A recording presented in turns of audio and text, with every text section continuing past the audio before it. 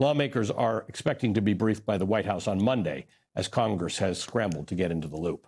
Joining me now is the Democratic Congressman Raja Krishnamoorthi of Illinois. He's a member of the House Intelligence and Oversight Committees. Congressman, thank you for being with us.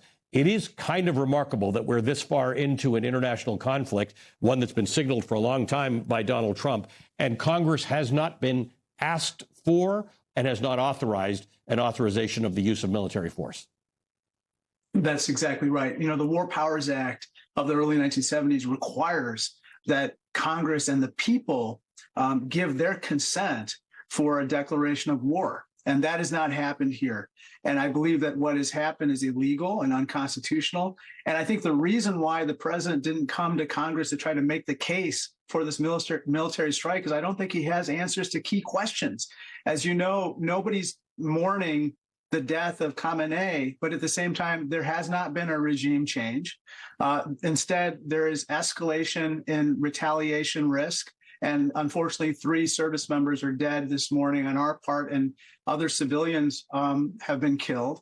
And the nuclear weapons program appears to continue to be intact. It was not obliterated last summer, as the president claimed.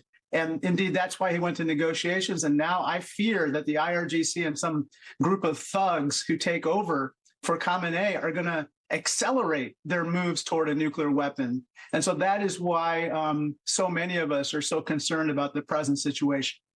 Yeah, the answer here tends to be that when we try to get regime change in other places, we sometimes lead to instability. And one doesn't need to be a scholar on Iran to understand that that's possible. It's in fact, as likely an outcome as not. It's probably, as Reza Aslan was just telling me, a more likely outcome than some kind of blossoming democracy in Iran. It remains strange that this president, who continues to lament not getting the Nobel Peace Prize, has now launched, depending on how you count it, the 8th or 9th attack on another country.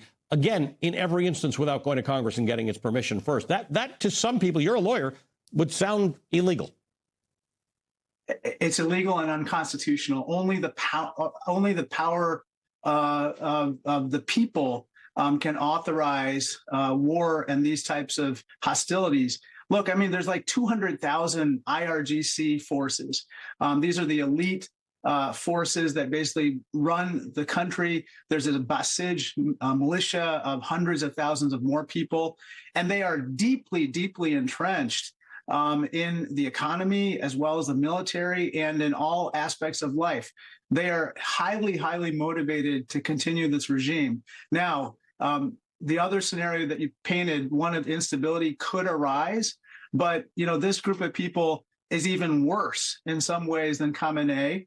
And I think that they are going to escalate the retaliation, including on economic assets. As you know, President Trump likes to say there's no affordability crisis in the United States. It's a hoax.